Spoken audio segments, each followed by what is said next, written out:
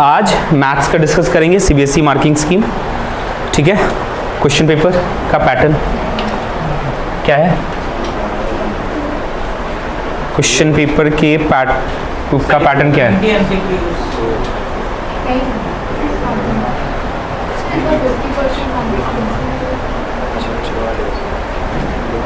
कितने sections? 5। Section A में 20 MCQ, section B 2 marks का क्वेश्चन, कितने? 5। मैथ्स में 5 है। ठीक है, सेक्शन सी 3 मार्क्स, कितने question? 6 questions. Section D 5 marks, कितने question? 4 questions. 4 questions. Section E 4 marks का 3 सेट। हाँ जी, 3 सेट टोटल हो गए 12 नंबर। ठीक है, थोड़ा सा चेंजेस है साइंस के पैटर्न से। साइंस के पैटर्न में कुछ अलग था, यहाँ पे थोड़ा सा चेंजेस है बस 2 मार्क्स और 3 मार्क्स वाले में, इन दोनों में। ठीक है, यहाँ पे देखो तो 20 मार्क्स कंसिस्ट करेगा कहाँ? एमसीक्यू में। 10 मार्क्स 2 मार्क्स वाला हो गया, 6 3 18 मार्क्स इधर है, 20 मार्क्स इधर आ जाता है और 12 मार्क्स इधर है। ठीक है, कॉम्पिटेंसी बेस्ड आपको कहाँ मिलेगा? 20 नंबर इधर, 12 नंबर इधर, कितने हो गए? 32। 8 मार्क्स जो है वो इधर बन जाएगा। मोस्टली आपको 2 मार्क्स वाले में कॉम्पिटेंसी बेस्ड मिल जाएगा, या तो 3 मार्क्स वाले में मिलेगा। 5 मार्क्स वाले में मिलना मुश्किल है, थोड़ा सा कम चांसेस है। यहाँ पे डायरेक्ट क्वेश्चन होगा मैथ्स का जो नॉर्मल होता है। ठीक है, नॉर्मल क्वेश्चंस आपको मिलेंगे बड़े बड़े सॉल्व करने के लिए सेक्शन डी में। नाउ सबसे मेजर पेपर अगर आप देखो मैथ्स के लिए, सो 20 मार्क्स इधर है और 20 marks section A and D. जबकि साइंस में कौन कौन सा सेक्शन इंपॉर्टेंट था? सेक्शन ए और सेक्शन ई। यहां मैथ्स में आपको कहां ध्यान देना है? सेक्शन डी के ऊपर, और आधा पेपर आपका यहीं खत्म हो जाता है। ये 2 सेक्शन सॉल्व करने के बाद तीसरा जो आपका प्रायोरिटी होगा वो सेक्शन सी कीजिए, 18 मार्क्स वहां पे है। ठीक है, ये करने के बाद आप चाहो तो 2 मार्क्स वाले पे जा सकते हो या तो 4 मार्क्स वाले पे जा सकते हो, आपकी मर्जी। सेक्शन ई में केस बेस ही होता है, केस बेस को ही कॉम्पिटेंसी बेस्ड बोलते हैं। ठीक है, ये हो गया आपका एग्जाम का पैटर्न जो नॉर्मल होता है 80 मार्क्स का। अभी कौन से चैप्टर से, कौन से सेक्शन से कितना क्वेश्चन आता है, ये कितने लोगों को पता है? कौन से सेक्शन से कितने मार्क्स का क्वेश्चन बनता है?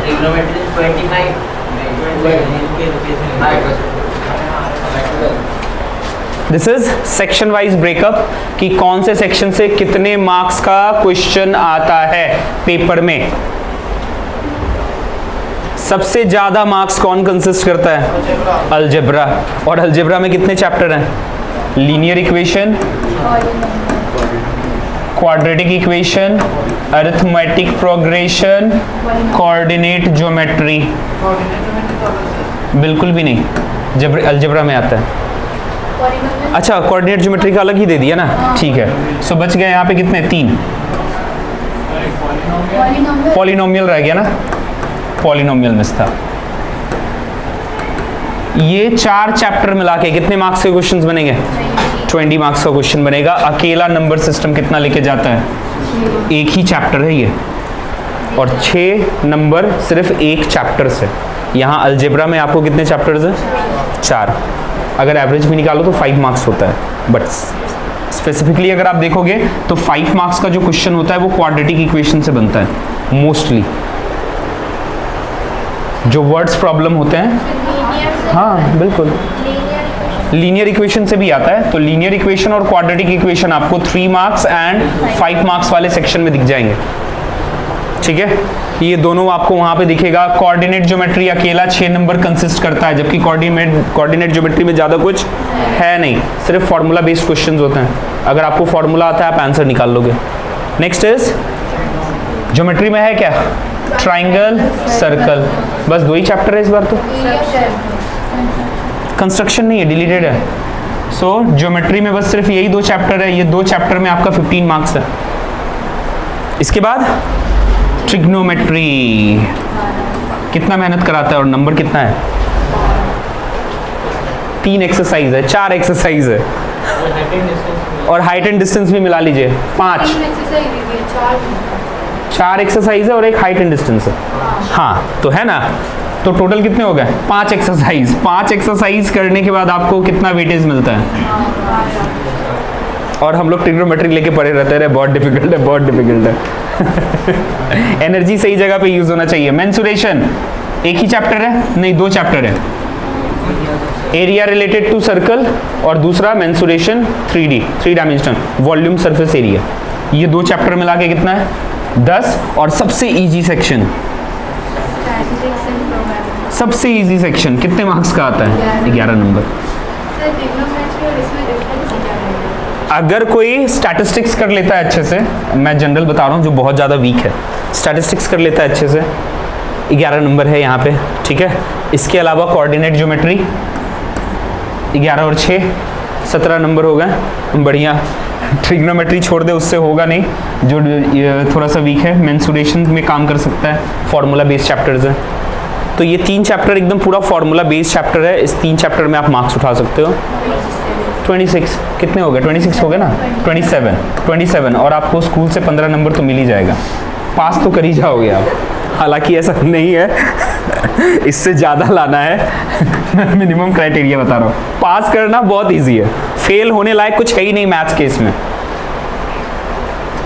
फेल होने लायक है ही नहीं। बस आपको पता होना चाहिए कि आपको कौन से चैप्टर पे ज़्यादा मेहनत करना है, ठीक है। ये हो गया chapter wise section wise breakup कि कहां से कितना मार्क्स आ रहा है। अब आते हैं क्वेश्चन के पैटर्न पे। कौन बोला जरूरत नहीं है बिल्कुल जरूरत है, कौन बोला जरूरत नहीं है। ये क्वेश्चन सब लोग किया होगा, इररेशनल नंबर प्रूफ करना होता है। बहुत कुछ लिखना पड़ता है इसमें।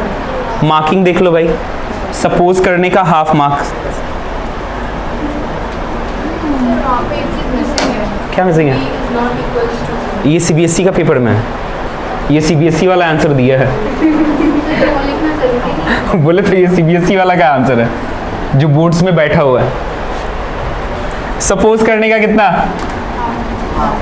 Half marks. इसके बाद जो आपका लॉजिकल कैलकुलेशंस है, इस लॉजिकल कैलकुलेशन के ऊपर 1 नंबर है, ये पूरा यहां से यहां तक, ये पूरा 1 नंबर है। और आखिरी जो कॉन्ट्राडिक्शन वाला जो मेरा लाइन होता है वो, उसके ऊपर आपको आधा नंबर मिलेगा। This is the breakup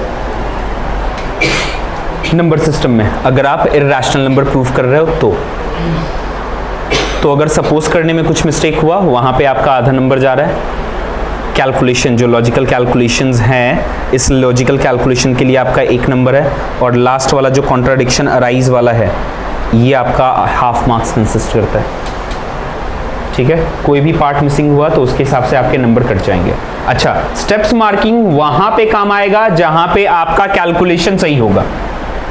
calculation गया तो स्टेप मार्किंग भी गया। इसका मतलब ये नहीं कि क्वेश्चन में 40 दिया हुआ है तुम 30 लेके बना रहा है, बोलेगा अरे स्टेप मार्किंग तो मिल ही जाएगा, नहीं मिलेगा। नंबर्स बदले, मार्क्स भी बदले, ठीक है, फिर सब कुछ बदल जाएगा। हालात भी बदलेंगे, जज्बात भी बदलेंगे, सब बदल जाएगा, ठीक है। अगला लीनियर इक्वेशन करते हैं सब लोग। ये वाला क्वेश्चन तो बहुत फेमस क्वेश्चन है, डिजिट वाला। 4-5 लाइन तो एकदम श्योर शॉर्ट था कि लिखना ही पड़ता है। वो 4-5 लाइन का आधा नंबर है। वो जो 4-5 लाइन था स्टार्टिंग का, वो अगर आप नहीं लिखते हो, जिसको शॉर्टकट मारने का बहुत ज्यादा शौक है, वो आधा नंबर से हाथ धो रहा है यहां तक,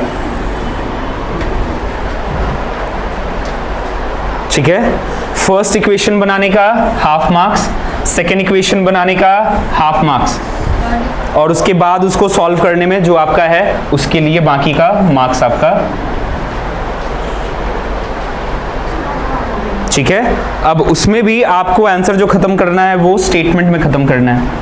अगर आप स्टेटमेंट में आंसर खत्म नहीं करोगे इसके लिए मार्क्स जाएगा आपका। ये नहीं कि यहाँ पे निकल गया 42 32, यहाँ पे आंसर मार दिया, खत्म हो गया मेरा काम खत्म, नहीं करना है। स्टेटमेंट डालना है, बिना स्टेटमेंट के मैथ्स का आंसर कभी खत्म नहीं होगा, आपको स्टेटमेंट में ही आंसर करना है, ठीक है। ये हो गया लीनियर इक्वेशन वाला पार्ट। लीनियर इक्वेशन के बाद नेक्स्ट क्वाड्रेटिक इक्वेशन है ना, 5 मार्क्स का क्वेश्चन है, गिन लो क्वाड्रेटिक इक्वेशन से। क्वेश्चंस वर्ड प्रॉब्लम बनेंगे क्वाड्रेटिक इक्वेशन से, 5 मार्क्स वाले में ही बनेंगे, ये भी याद रखना। बोल, मोस्टली तो यही आता है, नॉर्मल इक्वेशन सॉल्विंग भी आ सकता है अगर पेपर इजी बनाया तो, बट उसका फायदा नहीं है। डाउनस्ट्रीम और अपस्ट्रीम है, पहले तो सपोज किया, उसके बाद डाउन अपस्ट्रीम का स्पीड निकाला है, डाउनस्ट्रीम का भी स्पीड निकाला है, और फिर टाइम अलग से कैलकुलेट किया गया है। ये नहीं कि एक ही लाइन में घुसेड़ दिया है सबको। हम लोग लिख देते हैं ATQ, उसके बाद एक ही लाइन में घुसेड़ दो सब कुछ, नहीं, वो नहीं करना है। टाइम अलग से कैलकुलेट करना है दोनों का। इस पूरे प्रोसेस के लिए 1 मार्क्स है, इक्वेशन फॉर्म करने के लिए 1 मार्क्स है, और फिर सॉल्विंग के लिए आपका बाकी का ये है, और स्टेटमेंट लिखने का 1 मार्क्स है जो लास्ट में आप लिख रहे हो सॉल्व करके जो आ रहा है। क्यों? क्योंकि यहाँ पे नेगेटिव को क्या करना पड़ता है, नेगेटिव जो आंसर आता है उसको क्या करते हैं हम लोग, एलिमिनेट कर देते हैं। तो स्टेटमेंट से एलिमिनेट करना है, नहीं तो इसके भी हाफ मार्क्स गए आपके। वो जो डायरेक्टली लिख देते हैं नॉट पॉसिबल, वो स्टेटमेंट के साथ आपको नेगेट करना होगा। तो स्टेटमेंट लिख के एलिमिनेट करना है, स्टेटमेंट लिखने के बाद एलिमिनेट करोगे फिर आपका यहाँ पे आंसर आएगा। इसका हाफ मार्क्स और इसका हाफ मार्क्स दोनों गया, अगर आप स्टेटमेंट के साथ एलिमिनेट नहीं करते हो तो, ठीक है। This is all about algebra का पोर्शन, ठीक है। हटाता हूं इसको। अलजेब्रा के बाद प्रूव दैट का क्वेश्चन है, क्लियरली सीबीएसई मेंशन किया हुआ है। गिवन दैट के लिए कितना, स्टेटमेंट के लिए half, given that prove that half, figure and construction half, proof 1.5। कितने हो गए, 3 मार्क्स।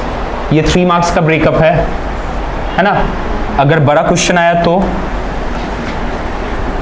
ये आपका फिक्स रहेगा 1.5, और यहाँ पे जो है जो प्रूफ है वो प्रूफ थोड़ा सा लंबा जाएगा आपका, वहाँ पे आपको 2.5 मिलेगा अगर 5 मार्क्स का है तो, ठीक है। ये वाला फिक्स रखना 1.5 आपका इसमें चला जाएगा। Diagram, given that prove that, क्या प्रूफ करना है, और स्टेटमेंट,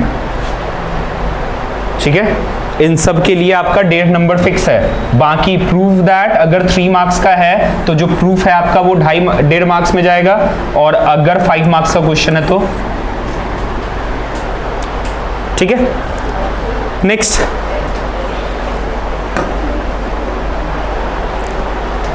नीचे वाले में मार्किंग स्कीम को हटा दिया। ज्योमेट्री के बाद मेंसुरेशन, मेंसुरेशन वाला चैप्टर अभी तक तो हुआ नहीं होगा, फिर भी देख लेते हैं जरा।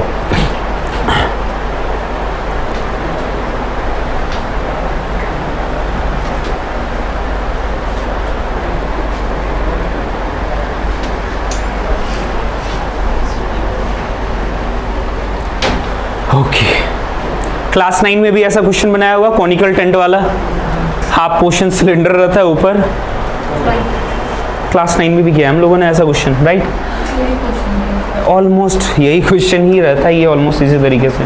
अब देखो यहाँ पे सबसे पहला गिवन दैट, ठीक है। गिवन दैट के बाद slant height calculation, step by step एक एक पोर्शन के साथ। उसके बाद फिर क्या निकाला है, कर्व सरफेस एरिया। अगर आप हर स्टेप में ध्यान दो, फॉर्मूला इज देयर, बिना फॉर्मूला के कोई काम नहीं हुआ है। आपको फॉर्मूला लिखना ही है, बिना फॉर्मूला आप आगे नहीं बढ़ेंगे। जो भी फॉर्मूला अप्लाई कर रहे हैं वो फॉर्मूला लिखो, फॉर्मूला नहीं लिखोगे नंबर कटेगा, ठीक है। इसके बाद टोटल सरफेस एरिया निकाला है, इसकी वैल्यू निकाली है, और फिर ये टोटल कॉस्ट निकाला है यहाँ पे इसने। हर चीज फॉर्मूला के साथ, रेट इनटू, इसको भी नहीं छोड़ा, और हर एक पोर्शन के लिए मार्किंग है इधर, जहां एक पोर्शन भी गया वहां मार्क्स गया।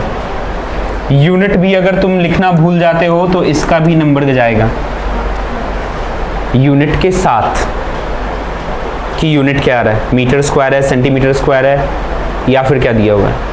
ये चाहिए ही चाहिए, फॉर्मूला एंड यूनिट दोनों होना चाहिए अगर आप मेंसुरेशन सॉल्व कर रहे हो तो, ठीक है। मेंसुरेशन वाले पार्ट से आगे बढ़ते हैं। Next is statistics. टेबल बनाने का कितना, 1 नंबर। स्टैटिस्टिक्स में टेबल नहीं बनाओगे 1 नंबर जाएगा, ये पूरा टेबल 1 नंबर का है, ठीक है। अच्छा, इस टेबल में अगर कोई और एडिशनल कैलकुलेशन रहा तो उसके लिए आपको अलग से मार्क्स मिलेगा। टेबल के अंदर भी कैलकुलेशन रहा तो, अगर टेबल के अंदर कैलकुलेशन नहीं है तो फिर 1 मार्क्स। हाँ, स्टैटिस्टिक्स कराएंगे तो बताएंगे। समटाइम वेरिएबल्स आ जाता है, उसके अंदर कैलकुलेशन होता है, यहाँ पे कैलकुलेशन भी चल रहा है, हर एक लाइन में कैलकुलेशन है, इधर भी टोटल है 90, तो कैलकुलेशन है। टेबल के अंदर कैलकुलेशन रहा तो सारे कैलकुलेशंस के लिए आपको इधर मिल रहा है 1 नंबर। इसके बाद यहाँ पे भी मीडियन का फॉर्मूला लिखा गया है, नहीं लिखोगे जाएगा।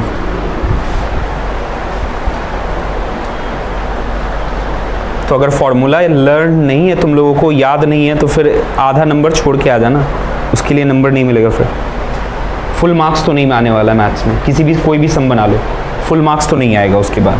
फिर उसके बाद आपका कैलकुलेशन वाला पार्ट डिपेंड करेगा कि कितना बड़ा कैलकुलेशन है, उसके हिसाब से आपको मार्क्स मिलेगी, ठीक है। जनरली जो होता है वो हर स्टेप पे हाफ मार्क्स होता है, या फिर हर 2 स्टेप पे हाफ मार्क्स होगा। हर स्टेप पे हाफ मार्क्स होगा या तो हर 2 स्टेप पे हाफ मार्क्स होगा, ठीक है। इसके बाद मोड कैलकुलेट हुआ है लास्ट में,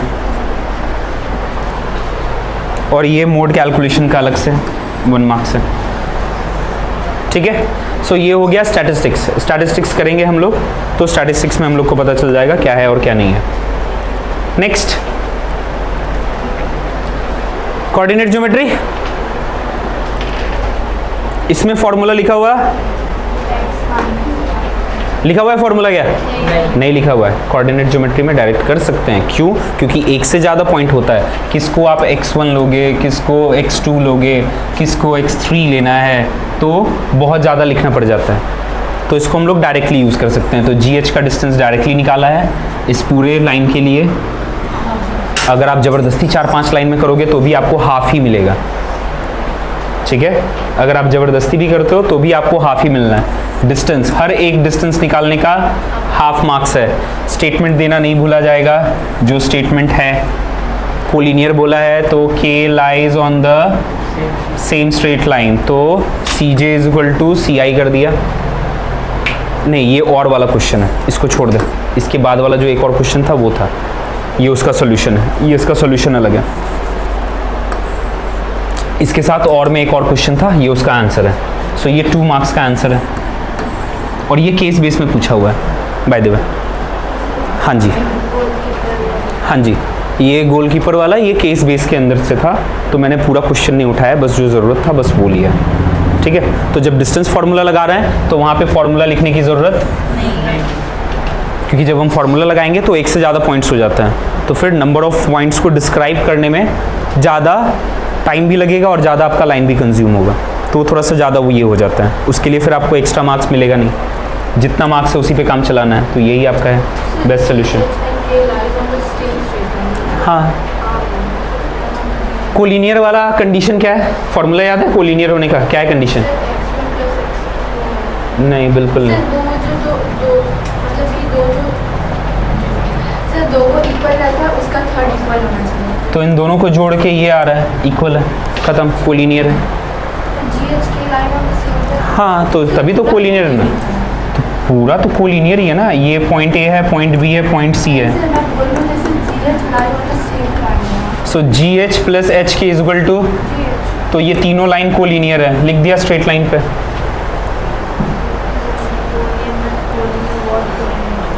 क्या कोलिनियर वर्ड क्यों नहीं मीन्स? अच्छा क्वेश्चन पढ़िए अच्छे से, साइंस वाले में बहुत अच्छे से बताया था, क्वेश्चन ध्यान से पढ़ना। फॉल ऑन अ, क्वेश्चन में कहीं कोलिनियर बोला है तो हम आंसर में कोलिनियर क्यों देंगे? जैसा सवाल वैसा जवाब। एज पूछेंगे तो अमाउंट तो नहीं बताएंगे ना, मेरे पॉकेट में 100 रुपये है, दैट इज द क्वेश्चन। क्या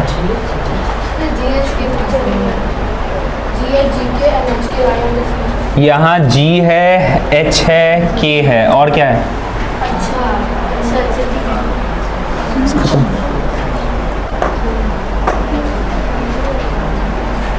पॉलिनोमियल। हाँ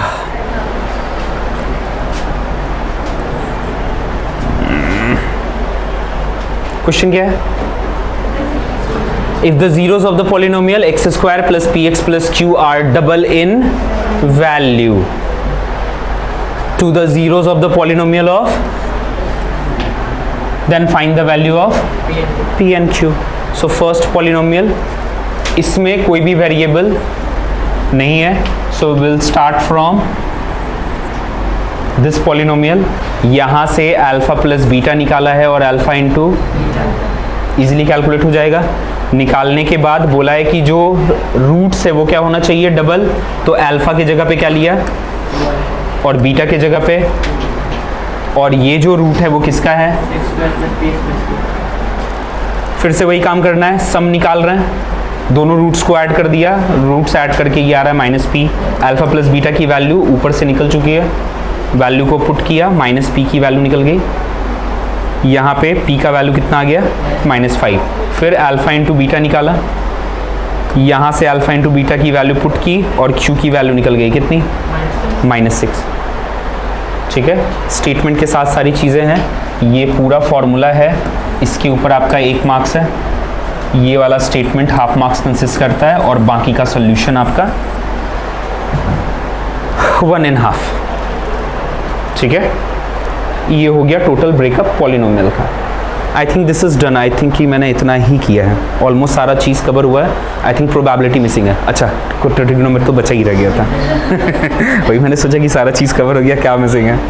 ठीक है, सो ट्रिग्नोमेट्री बचा हुआ रह गया था, ट्रिगो। अरे बाबा, कितना बड़ा सोल्यूशन है ना? और मार्क्स कितना कितना बड़ा सोल्यूशन है और मार्क्स कितना? 3। अगर आपको लग रहा है आपका सोल्यूशन बहुत बड़ा जा रहा है, आपको ज़्यादा मार्क्स चाहिए, नहीं मिलेगा बाबू। यही मार्किंग स्कीम है, कुछ नहीं कर सकते तुम। ठीक है, हर एक स्टेप पे या फिर हर 2 स्टेप पे हाफ मार्क्स, वो डिपेंड करेगा कि क्वेश्चन का सॉल्यूशन का लेंथ कितना बड़ा है, उसके हिसाब से। अगर ज़्यादा छोटा हुआ, 3 मार्क्स का क्वेश्चन है, 3 मार्क्स का क्वेश्चन है और 6 लाइन का सॉल्यूशन है, मिनिमम सॉल्यूशन, तो हर 2 के लिए आपको हाफ मिलना है, मतलब सॉरी हर लाइन के लिए 1, सो हर 2 के लिए 1-1 मार्क्स मिलेगा। टोटल कितने हो गए? 3 मार्क्स। बट अगेन कैलकुलेशन सही होना चाहिए, कहीं पे भी कैलकुलेशन मिस्टेक्स, जहां अगर यहाँ मिस्टेक हो गया, साइन का प्लस के जगह माइनस आ गया, नीचे का किसी भी स्टेप का मार्क्स नहीं मिलेगा आपको।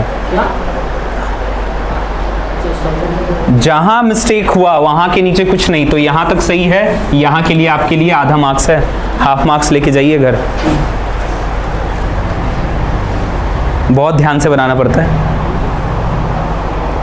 ठीक है, सो ट्रिगो डन।